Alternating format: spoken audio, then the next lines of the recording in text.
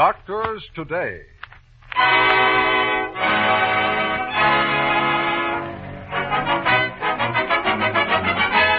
The latest developments in the world of medicine.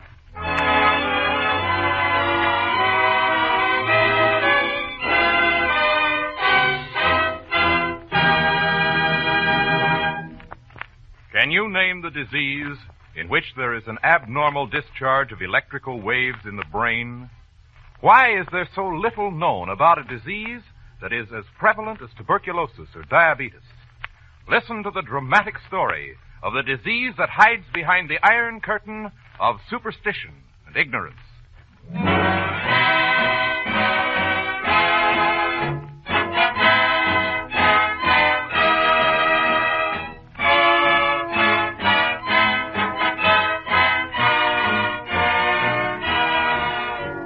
The American Medical Association, in cooperation with the National Broadcasting Company and its independent affiliated stations, presents Doctors Today, a weekly report on the progress of medical science.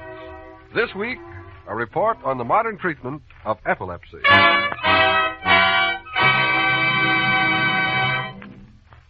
We first hear Dr. William W. Bolton speaking for the American Medical Association. Dr. Bolton. Millions of people within the range of my voice are alive today only because they have been willing to face the facts of life, no matter how unpleasant they might be.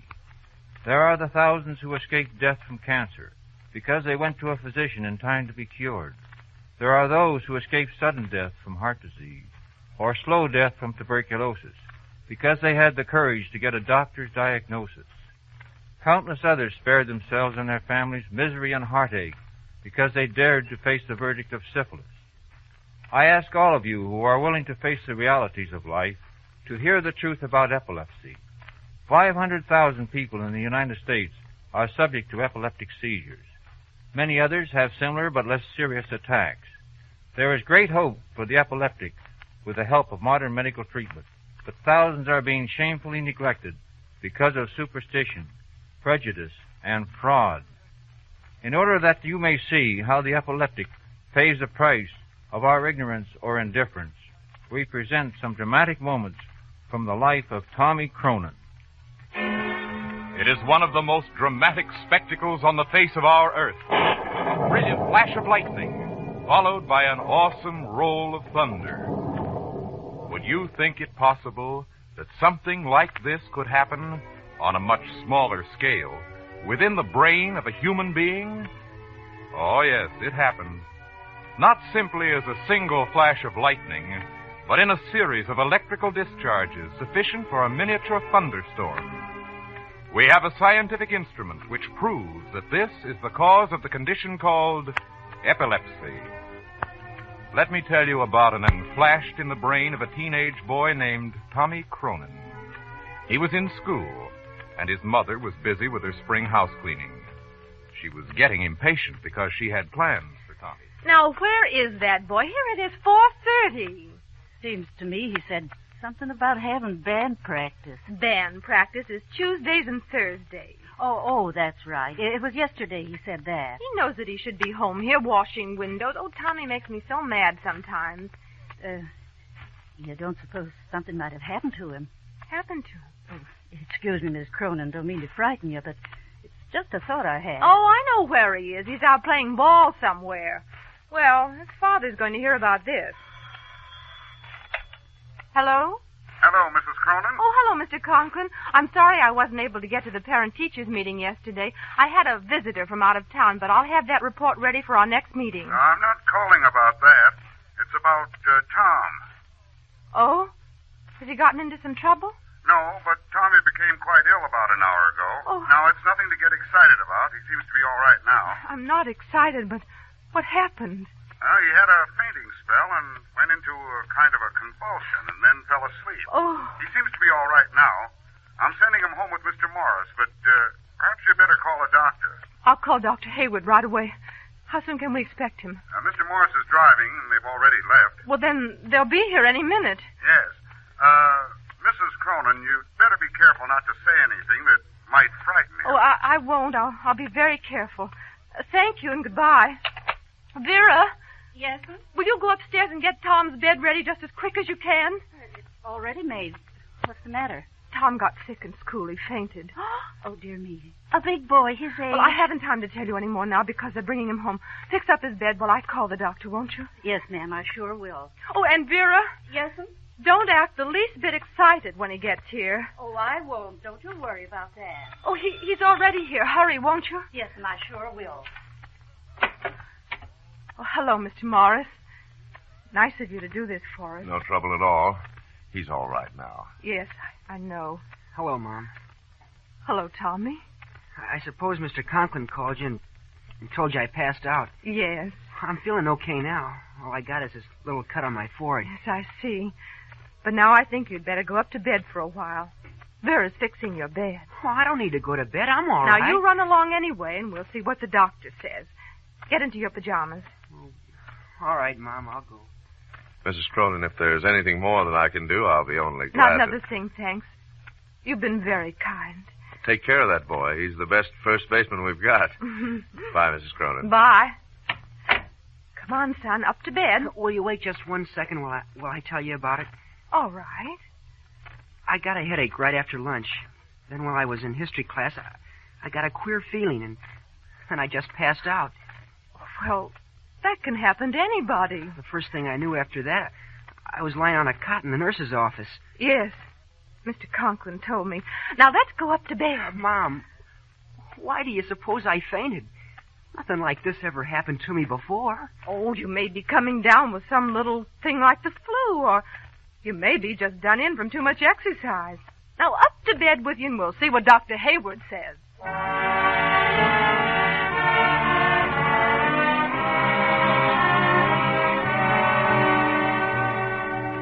When Dr. Hayward came, he couldn't seem to find any reason for the fainting spell at first.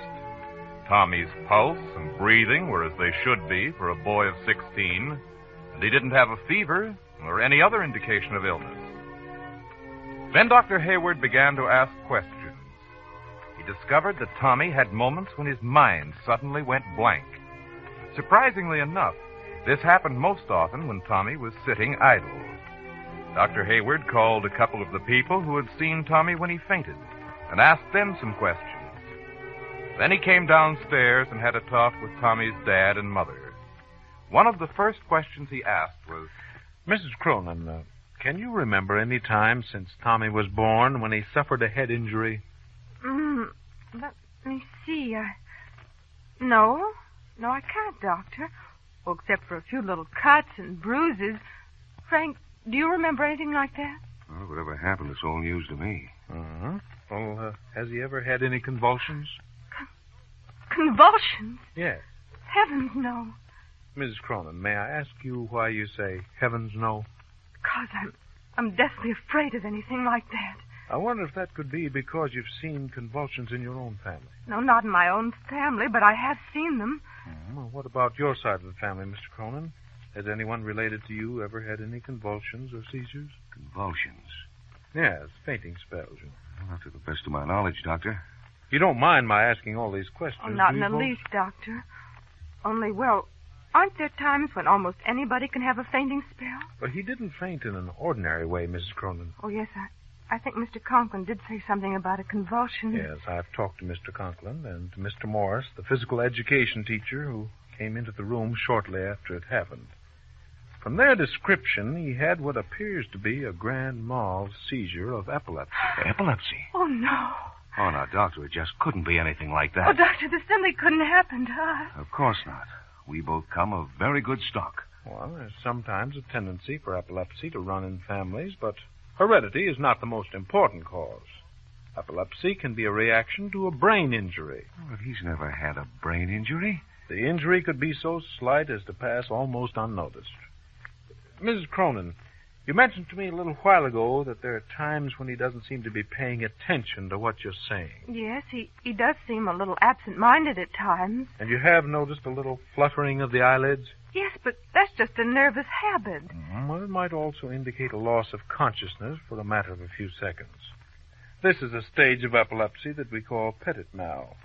And it can occur when a person is doing anything or doing nothing. Doctor, I'm sorry, but I think you're on the wrong track. So do I. I simply will not believe that Tommy has epilepsy. What do you know about epilepsy? Do you know that we are now able to treat it just as effectively as we treat diabetes? I once saw a person who had an attack, and I think it's a horrible, horrible disease. Well, let's not discuss the matter any further until I've made a complete study. Will you bring Tommy to my office for a thorough going over and some laboratory tests? Well, I see no reason why we shouldn't. We will, Doctor. It may be necessary to arrange a brainwave test. We'll see. Whatever you say. In the meantime, I'll give you a prescription for him. But please remember, I may want to change it later. One medicine may be good for one patient, and another medicine may be better for another. It'll take a little time to find the prescription that's best for Tommy. We may even need to call in a specialist. Okay, but you've still got to prove to me that our boy has epilepsy.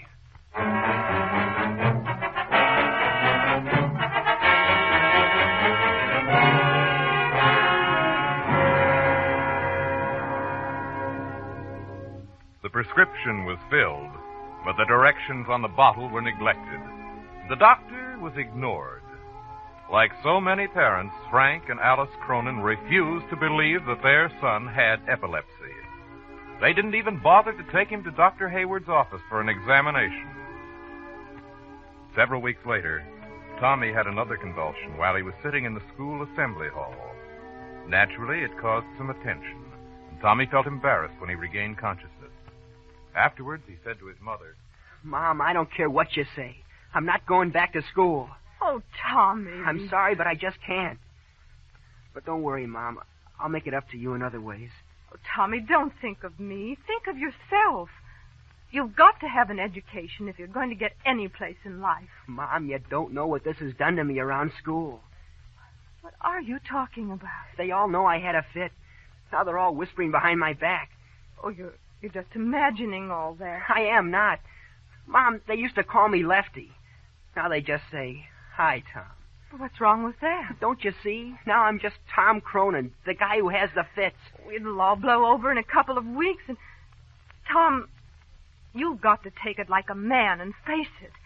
Even if they make fun of you. Why, even my best friends, Jimmy Stearns and Bob Williams, they act different around me, like I was a little crazy or something. Gosh, why do they all get so upset when I have a fit? I'm the one who's having it. Oh, now, Tom. And I'm not excited, and I've never hurt myself, and I always feel all right afterward. Creepers, if they'd only leave me alone and not hang around like I was dying or something. Tommy, you've got to stay in school. No. I wasn't meant for higher education, Mom. I'm just stupid. Tommy, you're the third highest in your class. Mom, don't you worry. I've already got a job. A job?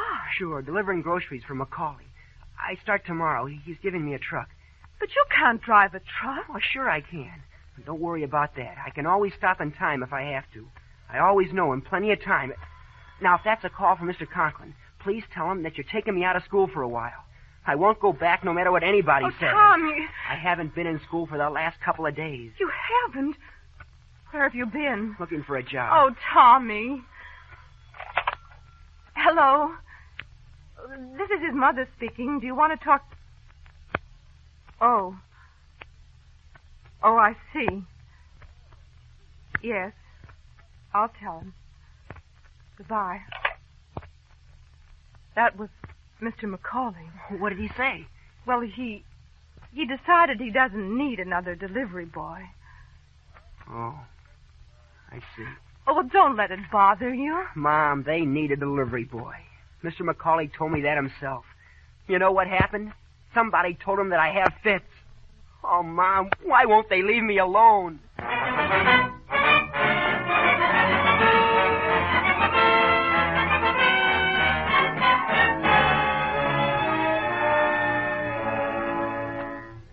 Frank and Alice Cronin were beginning to make the same mistakes that so many parents make when they find that they have a child with epileptic seizures.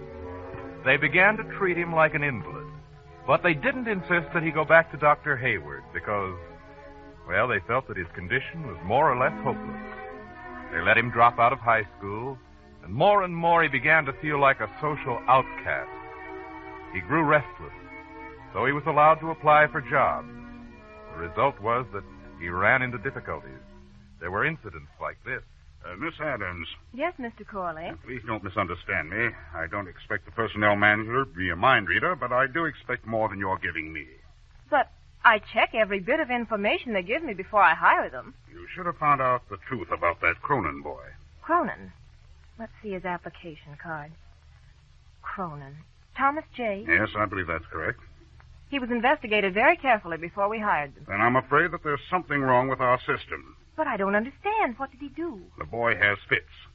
He had one in the delivery room this morning. Oh, I'm sorry. His card doesn't show anything like that. Wouldn't, of course.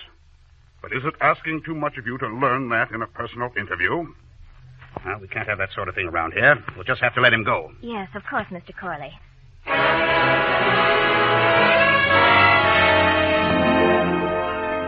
I think I know what you have in mind, Miss Edkins. It's about that Cronin boy, isn't it? Yes, he fell on the floor in some kind of a fit, and everybody was just horrified. I saw the last part of it, and of course the boy ought to be committed to some institution. Tell him to see me right away.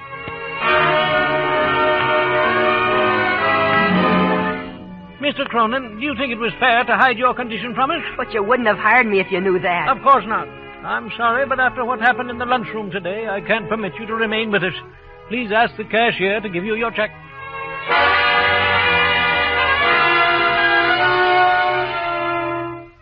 It was heartbreaking to see Tommy come home after he had lost another job. Frank and Alice talked of sending him back to Dr. Hayward, but they didn't. Now, there were people who promised remarkable cures. They weren't doctors, of course, but they had such interesting advertisements, telling of years of research and of a great discovery that had electrified the world of medicine. Finally, Tommy filled out an application, and his dad gave him $5 so that he could have the magic bottle that would provide what was called a miraculous cure for epilepsy. The pathetic little letter that Tommy wrote caused a curious scene in the office of a patent medicine advertiser. Tom, this is one for the books. You ought to be ashamed of yourself. Oh, what do you mean, Chief? I've got a good notion to fire you for drawing this kind of mail. Oh, what's the matter? Didn't that last ad pull like we thought it would? Oh, sure. We got a whole bag of mail. Look at this. Did I forget to ask them to send $5? Oh, they sent the money. It's this letter that puts me in stitches. Well, let's see it. Oh, wait. Let me read it to you. Dear sirs, I enclose $5 for which you will please send me your vitalizer and home treatment for epilepsy. I have been afflicted with fits for some time and am very anxious to be cured. Please send by return mail, and if results are satisfactory, I will be glad to give you a testimonial free of charge. What's so funny about that? The signature. It's signed Tom J. Cronin. But that's my name. Hey, are you kidding? Take a look at it. And he's right from your own hometown. Well, I'll be... but we're not related. Same name, anyway. And the funny part of it is that he signs his name almost the same way you do. Now, isn't that something? Yeah, sure is. Well, you want to send back his money and give your namesake a break? Now, J.S., let's not take that attitude. It might do him some good. Tom, you're beginning to believe in your own advertising. Well, it won't hurt him. Anyhow, a sucker's a sucker, and it don't matter to me what his name is. Sure, send him a bottle, and I'll write the letter myself.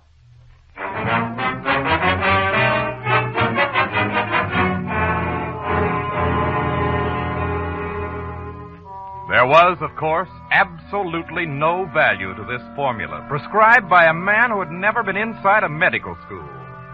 Anyone who claims to be able to supply a drug that will cure epilepsy without examining the patient is simply trading on human misery.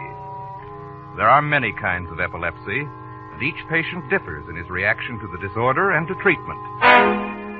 In certain types of epilepsy, the attacks are the result of injuries to the brain or the membranes that surround the brain. In these cases, it is not drugs, but an operation to remove scar tissue that brings relief.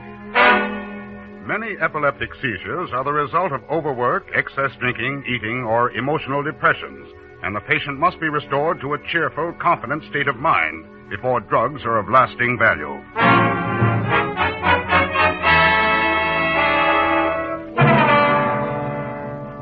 Tommy Cronin's epileptic seizures became more and more frequent. His dad and mother were very close to panic when they finally took him back to Dr. Hayward.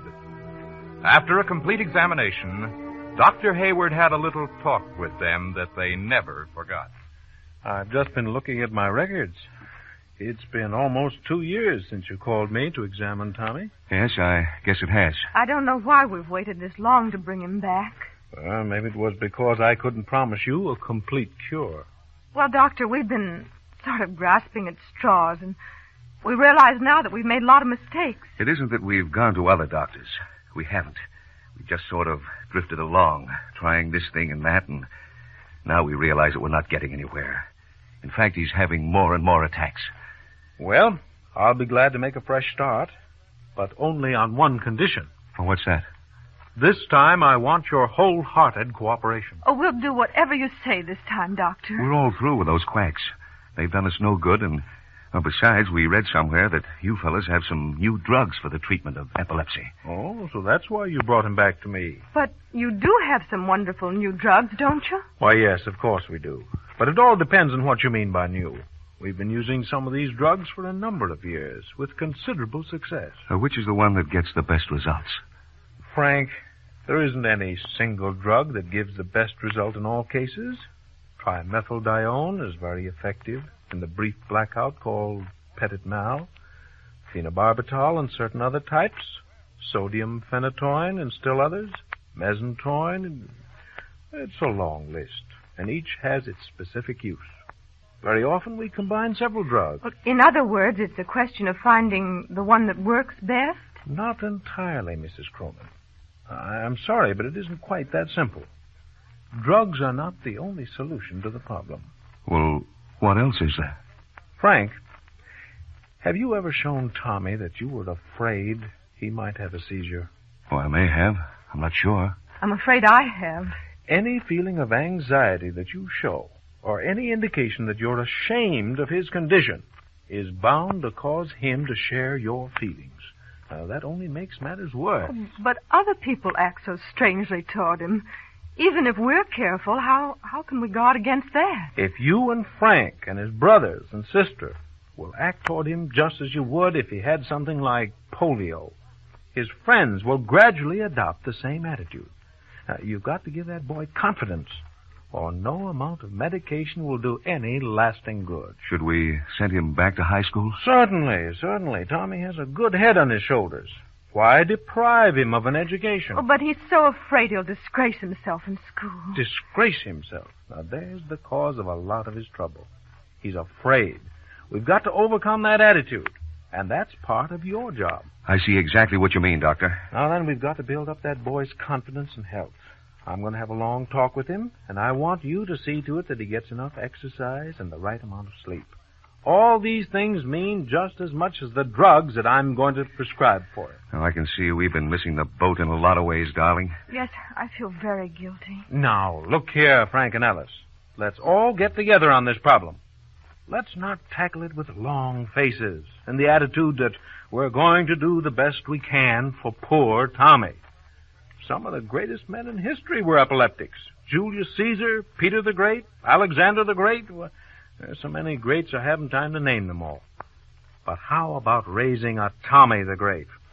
I'm sure we can do it if we really make the effort. We're with you, Doctor. Tell us what to do, and we'll do it.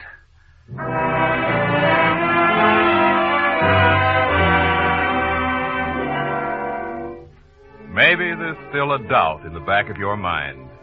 Maybe you think that most epileptics are hopeless cases. I wish you could see Tommy Cronin today. This boy, who used to have 30 to 40 convulsive seizures every year, now has none. I say none, and I mean none. He hasn't had one in 2 years. Of course, every case is different. You can't always get perfect results. But it's wonderful what can be accomplished under the guidance of a conscientious and experienced physician.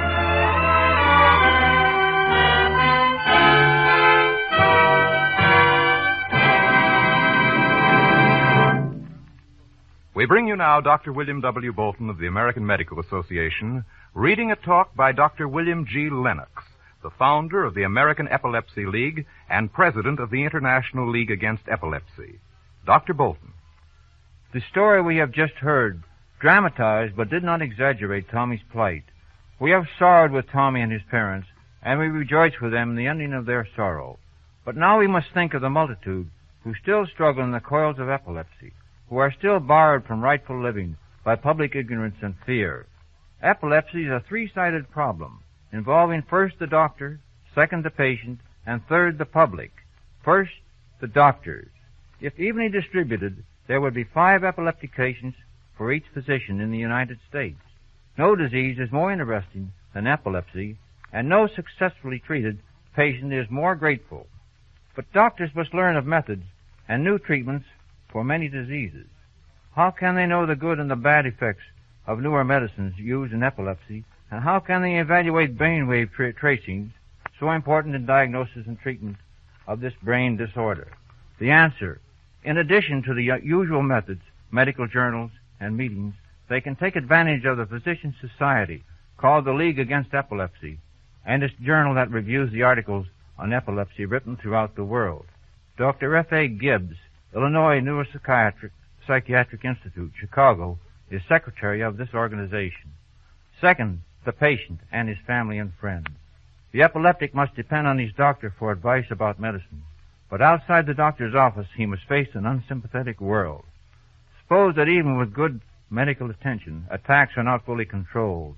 Suppose that such questions as education, or employment, or marriage and children remain unanswered. Where can patients and social workers, school teachers, and others go for encouragement and advice? The answer: the American Epileptic League, 130 North Wells Street, Chicago, with the aid of its Medical Advisory Board, has books and pamphlets that discuss in plain language the many aspects of epilepsy. As a member of this organization, the individual can multiply his influence and can help to elevate the temperature of public opinion from its present cold antipathy to a future warm sympathy towards the person subject to seizures. Third, the public. Billions of tax dollars now spent in the institutional care of advanced cases could be saved by measures that would prevent epilepsy itself, or prevent its unhappy and expensive consequences. Early and adequate application of present knowledge can save millions of dollars and of tears. But present knowledge and present medicines can be surpassed. A splendid thought, says 1,000 Tommies, but how? Answer: medical research. We enthuse over the conquest of infections by sulfa drugs and penicillin, but the gains from research into the cause and treatment of epilepsy are equally dramatic. But new gains depend on how money given for purposes of treatment.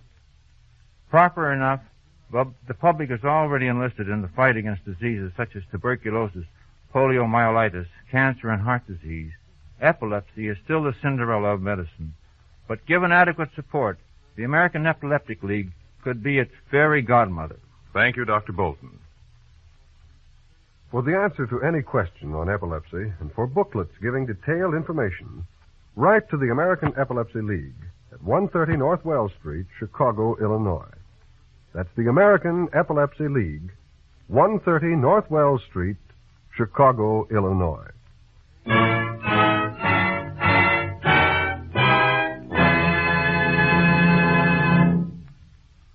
Doctors Today is presented by the American Medical Association through the facilities of the National Broadcasting Company and its independent affiliated stations. This program is presented on behalf of the thousands of physicians who are working night and day to protect and preserve the lives of 141 million Americans.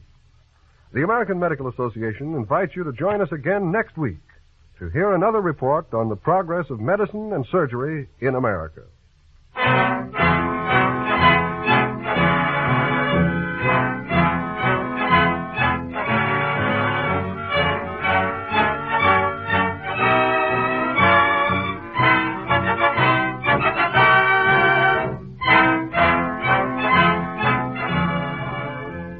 Doctors Today, written by William J. Murphy, comes to you through the facilities of the National Broadcasting Company and the affiliated independent stations associated with the NBC network.